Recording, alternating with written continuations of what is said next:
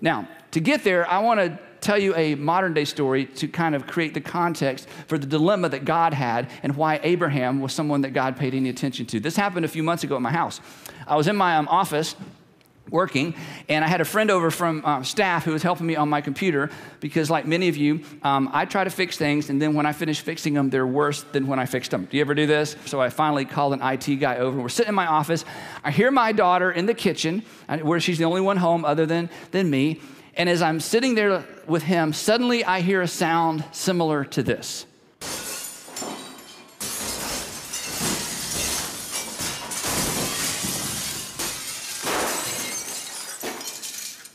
Now, when you're at home and you hear any unusual sound at all, our minds all do the same thing. It starts faster than we could say it. We start running through the options. What could that be? And at first I thought she dropped a glass. Then I thought she dropped 2 glasses. Then I thought maybe she just brought a bag of glass into the house and dumped it on the counter and the floor, because literally it went on and on and on and on. That might have been a slight exaggeration, but it went on and on and on. And I mean, it went on and on long enough for me and this guy to look at each other like, what could that be? And then thinking it's over, and there was more and more and more. So I run in the kitchen, and there's my 17-year-old daughter standing behind the kitchen counter, barefooted, and there is glass everywhere. It is a sea of glass. And what had happened is, and I look at her, and she said, Dad, I'm so sorry, I'm so sorry, Dad, I'm so sorry, I'm so sorry, I'm so sorry. And there are several points of blood trickling down her legs. Later, there would be 7 Band-Aids, but no stitches involved in this. So there's blood trickling down her legs. She said, Dad, I'm sorry, I'm sorry, I'm sorry. And I look up, and the top shelf has tilted off of its 4 little brass things that are supposed to hold it. All those glasses came off. The glasses off the next shelf, and half the glasses off the next, onto the granite countertop, shattered all over the floor, and she's standing there bleeding barefooted. Yeah. And I looked at that cabinet, and I looked at that mess, and I pointed my finger at her. And I said, I can't believe that you did that. And you can just stand there and figure out how to get out of this mess yourself. It serves you right. You should have been more careful. I grabbed my buddy. I said, let's go back in the office and figure out network. And you can just stand there and bleed. What are you laughing at? Now, here's the thing. We'll move on. Some of you think that's what God is like.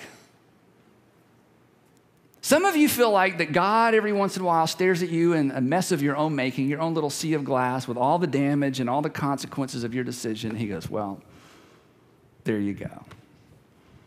And yet for those of you who every once in a while think God is like that, you don't believe for a moment that I left my own daughter standing in her little sea of glass, which means you believe that I have more compassion than God, which makes me more compassionate than God, which makes me more godly than God, which is not true, which means perhaps there's something about God that you don't know. So I did what any good father would do. I said, don't move, don't move, don't move. And then I had a decision to make, because here is a huge mess with my daughter trapped in the middle, and somehow I had to rescue her. And so I did what you do whenever there is a mess that you don't even know how to begin cleaning up. We've all had one.